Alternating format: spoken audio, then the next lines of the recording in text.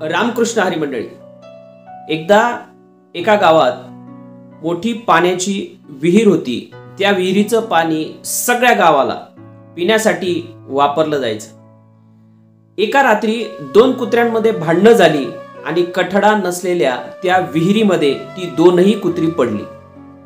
2-3 दिवसानंतर त्या विहिरीचं पाणी कुत्रे पडल्यामुळे, मेल्यामुळे, सडल्यामुळे खराब झालं.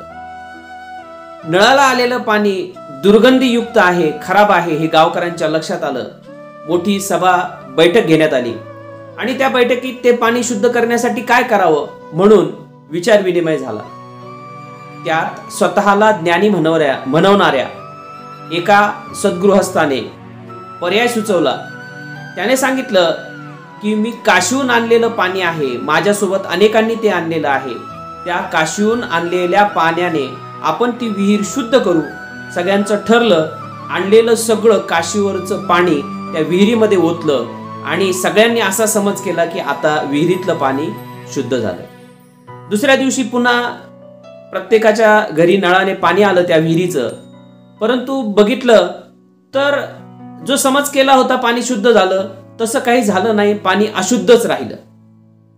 पुन्हा सभा झाली, बैठक झाली आणि मग आता काय करावं. तर अशाच एका ज्ञानी सद्गृहस्थाने पुन्हा दुसरा एक पर्याय सुचवला.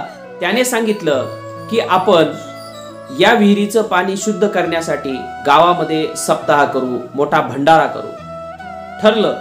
मोठा सप्ताह झाला, भंडारा झाला, गाव पंगत झाली.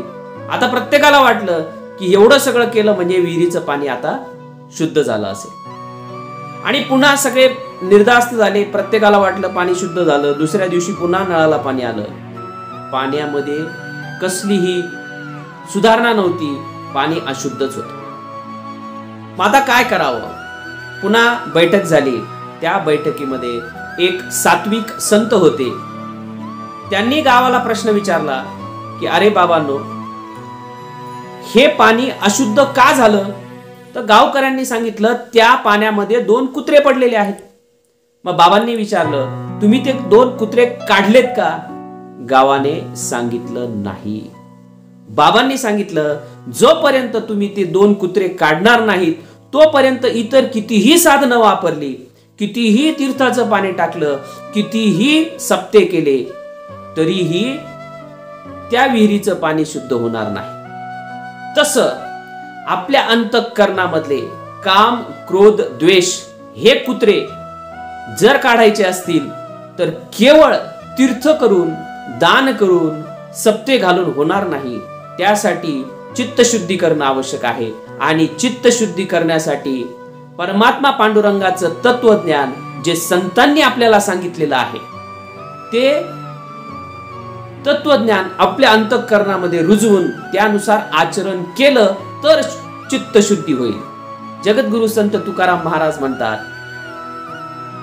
तुका म्हणे देह भरिला विठ्ठले, काम क्रोध केले घर रीते. म्हणजे या परमात्मा पांडुरंगाचं तत्वज्ञान आपल्या अंतःकरणामध्ये रुजवा, त्याच्यानुसार आचरण करा.